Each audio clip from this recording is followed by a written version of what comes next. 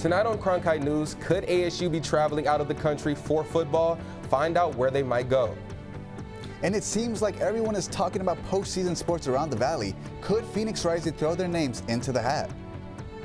And find out how the city of Phoenix is partnering with local businesses to face their most serious challenge yet, climate change. Good evening and welcome to Cronkite News. I'm Keon Russell. And I'm Mario Medina. Thank you for joining us. The Phoenix Mercury faced the Liberty in New York last night in what was the largest road win in an elimination playoff game in WNBA history. After both teams scored 25 in the first quarter, the Mercury would go on to secure an 86-60 victory thanks to 5 players scoring in double digits. For the Mercury and only 1 Liberty player, the series deciding Game 3 will be at PHX Arena tomorrow night at 6. Keon, I know you were there for Game 1. What was the atmosphere like? It was electric in Game 1, and I'm expecting some of that same energy to be brought back here to Game 3 here tomorrow night. And I'm thinking they can maybe pull out a win. The X Factor showed up big time in that game one last Sunday, and you could bet this will be another possible sellout tomorrow. The momentum on the Mercury side after that blowout win last night, they got a much better performance from Satu Sabally, and they were able to control the Liberty's Natasha Cloud, holding her to single-digit scoring. Defense was a key in Game 2, and if they could bring that same defensive intensity, they should win this decisive Game 3. Thanks, Keon. And while the Mercury are looking forward to tomorrow, ASU football is already planning for next season, which might mean a trip across the pond. You heard that right. According to multiple reports this morning, including one on 3, ASU football is in discussion with Kansas about scheduling the first ever FBS game in London about 1 year from now. The Big 12 teams duked it out in a tight game last year in the Valley, where ASU came out on top, 35-31. American football has become very popular in the UK, according to one university professor. It's a really high energy environment. Like, everybody's really into it. And I think the fact that college football is starting to make that leap as well, because it is an exciting game. And I think especially the British really are kind of find the pageantry of the bands and all that just sort of like a spectacle. All right, Mario, continuing with football in the Valley, I think teams are finally starting to settle in to the high school season, and all eyes are on the Liberty Lions as they chase their 3rd straight Open Division title right here in Arizona. I spoke with the team to see how they're preparing for the historic challenge ahead. The Liberty Lions have been the kings of Arizona high school football for quite some time, and after winning 2 straight Open Division state titles, they now have their eyes set on the 3rd. Something no team has ever done before. This is what we've been working on for the past, since January, and most of us have been dreaming of this since we were freshmen, getting that state champ as a senior. That's something that is really looking forward to. What was once a program that flew under the radar, Liberty has become the team everyone is trying to catch. Back-to-back state championships, 4 straight region titles, ranked in the top 50 nationally 3 years running, and none of it happened by accident. I think we work harder than anyone else, and we really push that in our program. We know what it takes, the hard work it'll take, and we're willing to work every day for that and continue grinding for that. It's a culture built on accountability and expectations, a standard Liberty lives by every time they step onto the field. The standard's really high, and we want to be at our best, and I realize there's a lot of good teams in Arizona, so we better, again, take care week by week to hopefully get to where we want to get. For the Lions, it won't be easy to stay on the mountaintop. From replacing key seniors to keeping their edge, the Lions know the target is on their back, and it's bigger than ever before. And after losing earlier this season against Corner Canyon, they learned just how tough the climb can be. It kind of just reminds us that there's always, somebody there that wants our spot, and so it just keeps us pushing each other further than those behind us. So now the message for the Lions is pretty simple. We just want to show like we still got it. Like we Liberty football. We just want to show everybody that we about that. And like you said, they are about that. Liberty now 2-1 on the season. We'll be back tomorrow night at home against Queen Creek, and that will be a good one for us. This year's opening schedule is not kind to those Patriots. And looking towards some of the other big matchups in the metro area, Brophy's Prep famed family wideouts Devin Fitzgerald and Donovan McNabb Jr. will have to match up against a fantastic Hamilton Huskies team in Chandler. Meanwhile, Basha is a big time, now officially ranked in the top 25 schools nationwide by Max Preps. They face Mountain View in Mesa. Now, even though that Basha team is pretty good, Mario, that Mountain View team is no slouch, so don't be surprised if there's an upset. Oh, absolutely. Hamilton and Brophy are both top 5 in AZ. Fans are definitely blessed this upcoming weekend. Coming up next, ASU volleyball is heating up as a top 10 team in the nation. Leading the way is an outside hitter giving everything she has in her senior year. Showers here tonight in the valley, but the majority of the heavy precipitation will come in the western part of the state. I'll tell you how long this wet weather will stick around and much more coming up next with the full forecast.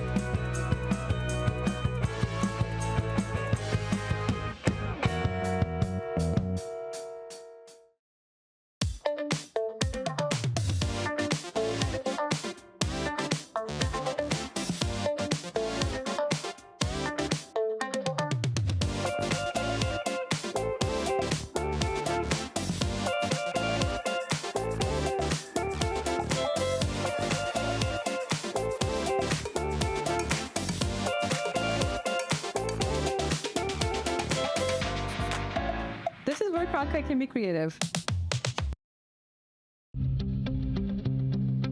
You meet so many new people who are on different communities, and when you do that, you're able to network not only, but also get to engage, talk to people, and make life friends. I think that definitely surprised me, the community that I would find, because I wasn't really expecting it.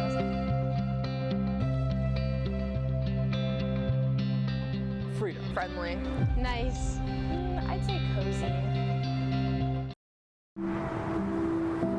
As a teacher, you just want to reach people. You want to make a difference. You want to help them. I have an opportunity to do something I never imagined I would be able to do. Go out and build the best biology class the world has ever seen. When you go into Dreamscape Learn, you put on a set of goggles and you can go anywhere. You can be anyone and do anything. The thing about Arizona State University is they're always thinking about what's next. We can create virtual reality experiences so that you can learn by exploring in a virtual world the way that scientists explore in the real world. And kids can feel that. All these emotions are what help the brain encode information.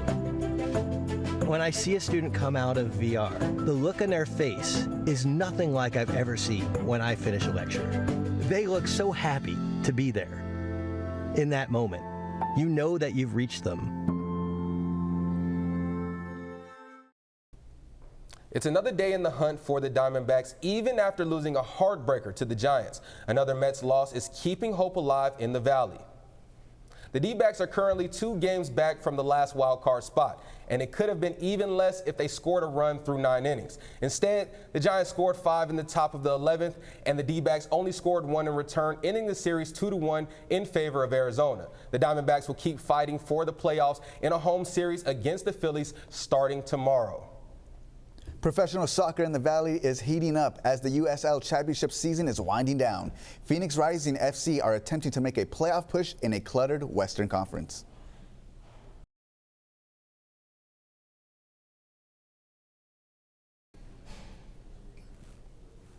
Okay, Rising is currently 7th in the Western Conference, where only 8 teams will advance to the postseason teams, and the number 3 through 8 spots are all within 2 points of each other. With 6 games to play in the season, every game is crucial from here on out, and midfielder Noble Okello is embracing the pressure in each game.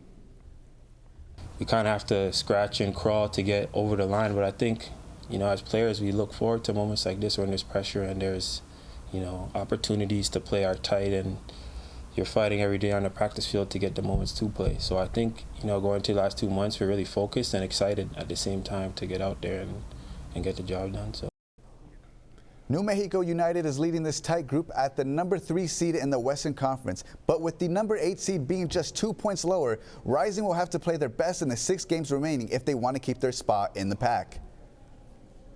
And ASU volleyball is off to a hot start under head coach J.J. Van Niel in his third season. One senior is standing out, not just with her play, but as a leader, finding her voice on the floor. Courtney DeWallaby has more on her breakout season. Last week, senior outside hitter Bailey Miller had the best performance of her Sun Devil career, with 28 kills, 18 digs, and a 5-set win over Texas State. That was a big thing for me. I was struggling a little bit with my attacking up until that game, and I think that really just showed me that even when you are struggling, you can bounce back. And that was huge for me, just being able to know, like, hey, you're a great attacker, you're a great player, and even though you're struggling, you're able to bounce back. This season, Miller's impact goes beyond her skills. As part of her team's leadership group, she is learning to guide her teammates on and off the court. You know, part of leadership is how you act and what you do, and I think she's a really good lead by example person. She's not as vocal as I think some leaders that I've had in the past. She's finding more of her voice now, which is kind of cool to see her grow in that sort of space as well. Her leadership isn't just noticed by the coaches, it's felt by her teammates as well, including her roommate Jaden. Bailey brings just a whole lot of energy to the team. She's a great role model for especially like the younger people on her team. Just being here ever since she got here has always been just a positive impact for our team. Being a leader is all about how you show up, and for Miller, that has meant more than just stats. After increasing her role from last season, head coach J.J. Van Niel isn't the only one who sees her owning her role. I think my main goal coming into the season was really just finding my voice. I had a lot of talks with J.J. about how I earned the right to have a voice on the court. Coming up here at Desert Financial Arena is the Sun Devil Classic, where ASU will host Pepperdine, Grand Canyon, and Milwaukee. While it's a big weekend for the team, it's another chance for Bailey Miller to carry her momentum home. In Tempe, Courtney DeWallaby, Cronkite News. Thanks for that, Courtney. Up next for those Sun Devils will be Pepperdine. Now over to the weather. We had some showers here this morning. Now, Mario, did you by chance get caught with any of those? Yes, I did. But what can we expect from the rain from here on out? Lockley McTack joins us on what to expect from Mother Nature. Yeah, guys, we saw some wet weather earlier this morning, and that will be the theme this weekend as we see some scattered storms. I know it's been a pretty eventful monsoon season to this point. We've seen a lot of heavy precipitation like we saw this morning. Our own Nate Mills caught some video of the heavy rainfall here in downtown Phoenix. I know I got caught in it myself. Was running at about 8:45 this morning into the studio. Luckily, my suit jacket didn't get too wet, but it dried up just in time for the weather forecast. It cleared up outside, turned into a pretty nice evening as well. As we take a look at the evening forecast, it'll get down to 87 degrees, potentially a little bit of a break for that AC unit. I know it's been working hard all summer long. Taking a look at the state lows, starting in High Country, 45 in Flagstaff, 57 in Prescott, and an even 80 degrees here in the valley. If we head south on I-10 to Tucson, a balmy 73. Very, very comfortable overnight low for folks in that area. So we turn over to the highs for Friday, ending the week. Would you look at that? Not a single city on our map registering in triple digits. A very, very welcome sight for residents here in Arizona. 98 here in Phoenix, 73 up in the Grand Canyon as well. But the focus of the weather forecast has been this wet weather, and we see over here towards the western part of the state, Bullhead City, Lake Havasu as well. Heavy precipitation as well in Payson, but as we go Thursday into Friday morning, that precipitation will dissipate over to the east. A little bit of cloud cover hanging around here in the valley Friday afternoon. Wet weather down in Tucson as well. But as Friday evening turns into Saturday, the rain hanging around, scattered showers in the valley. But by Saturday mid-morning to early afternoon, everything should be clear, including the cloud cover here in Phoenix. As we transition into the weather forecast for this weekend as well, 20% chance of rain on Friday, partly cloudy through Sunday, high of 98 to end the weekend. But as we begin the week, first day of fall is on Monday, but boy, it won't feel like it as we move on into next week. 105 on Tuesday, 107 on Wednesday, 105 on Thursday, again with a low of just 86 degrees. So although the calendar turns over to fall on Monday, Mother Nature still hanging on with those summer temperatures. In the Cronkite Weather Center, I'm Lachlan McTagg. Mario and Keon, back to you guys. Thank you for that weather update, Lachlan. Although we are facing rainstorms for the next 2 days, the city of Phoenix is facing their most serious challenge yet. After the break, find out how local businesses are rising to combat climate change. We've got bad air quality. We've got extreme heat. It continues to get worse. And we've got water issues. We're in a drought. Plus, how the 2024 Shade Phoenix plan looks 1 year later.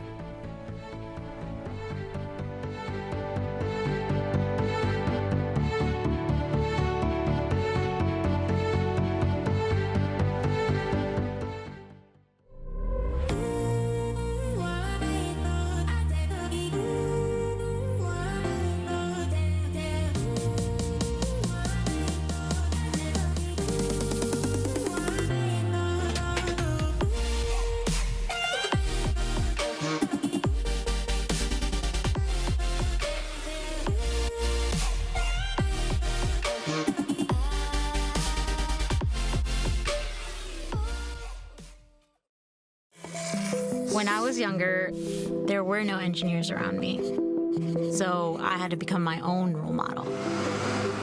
At ASU, I wasn't just learning to be an engineer, I was actually engineering. And graduating, I already had real-world jobs lined up. Before ASU, my goal was to be a strong, confident woman. And when I left, I became a strong, confident engineer.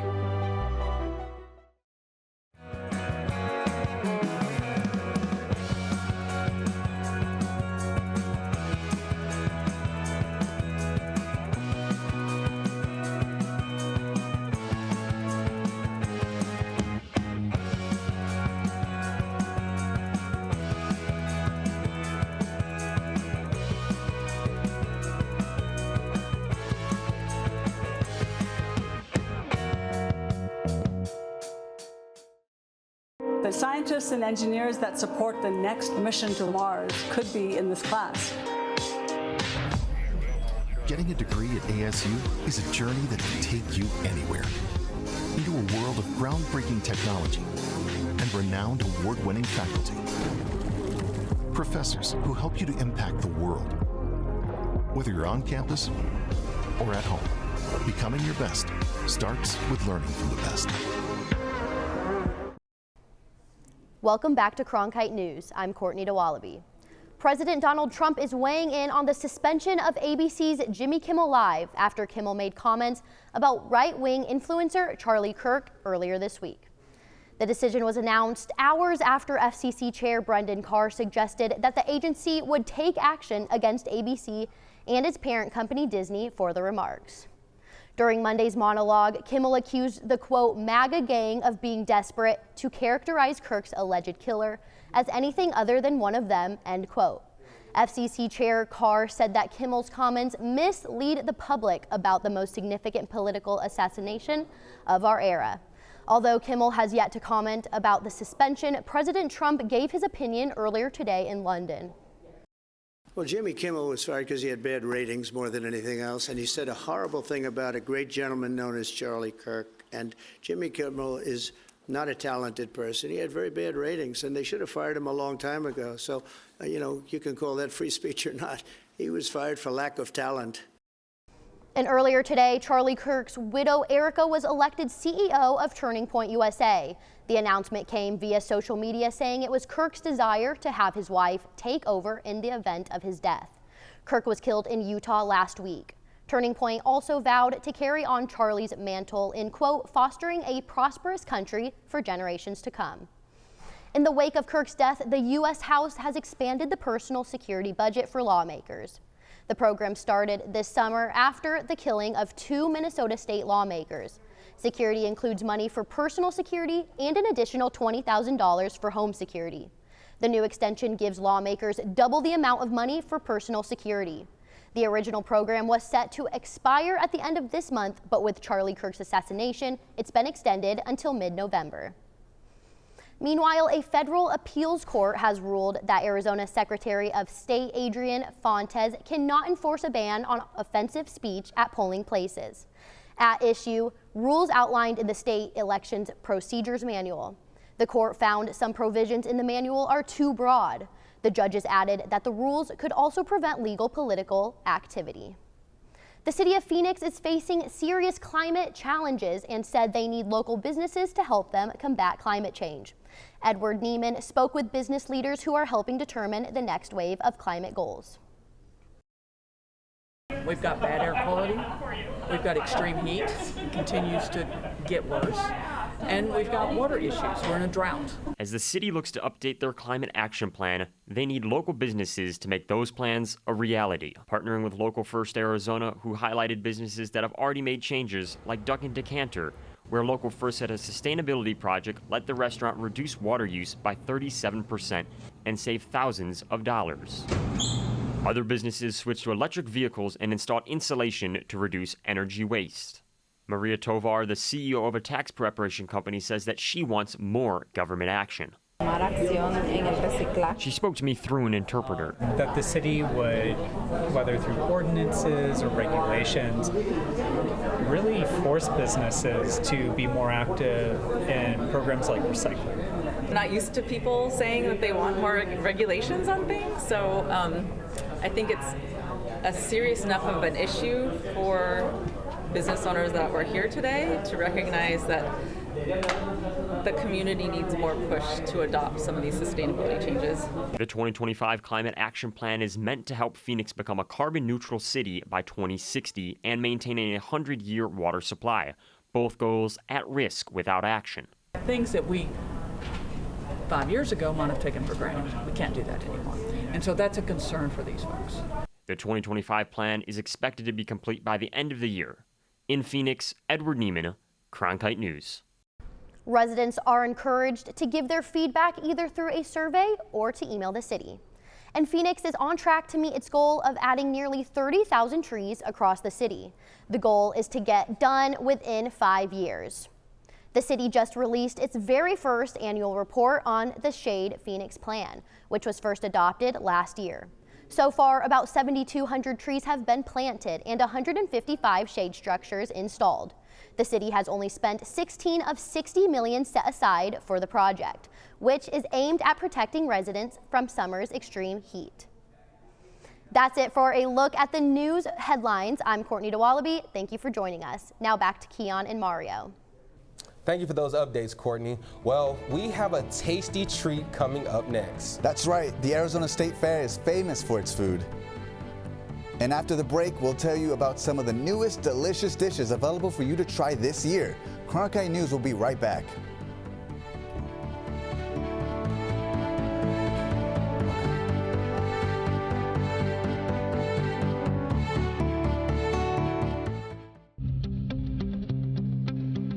So many new people who are on different communities, and when you do that, you're able to network not only, but also get to engage, talk to people, and make life friends. I think that definitely surprised me, the community that I would find, because I wasn't really expecting it.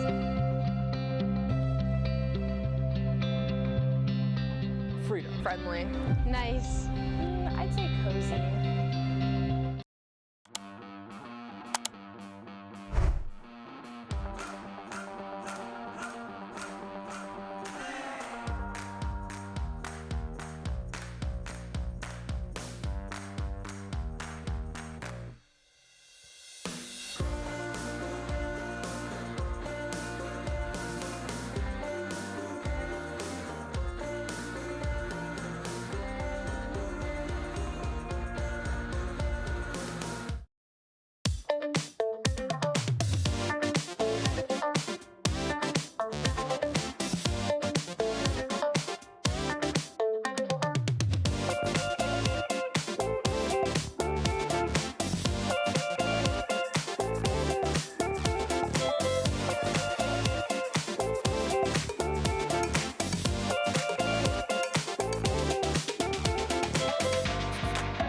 This is where Cronkite can be creative.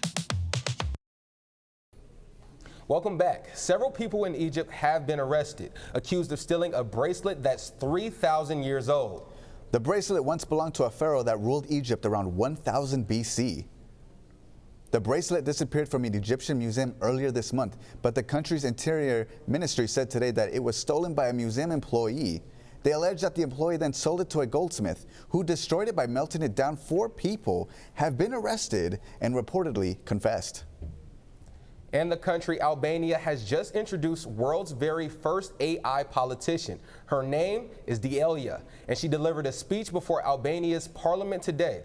The country's prime minister says the bot will help the government work faster and with more transparency. During her speech, Delia said she will not replace humans. Instead, she will help them. We're just a day away from the beginning of the Arizona State Fair, but we're already getting a sneak peek at some of these year's newest food offerings. On the menu this year, a turkey leg stuffed with mac and cheese topped with crispy onions and barbecue sauce. Or you can also try ice cream nachos, which are waffle chips topped with ice cream and chocolate sauce. Some of the other new offerings this year: cotton candy and bacon on a stick, or how about some deep fried Hawaiian buns? The State Fair officially opens its gate tomorrow at 5 p.m. Well, I'm not sure about you, Mario, but I will be in line for one of those turkey legs. That's it for tonight's edition of Cronkite News. I'm Keon Russell. And I'm Mario Medina. Thank you for joining us. And to see top Arizona stories anytime, log on to cronkitenews.azpbs.org.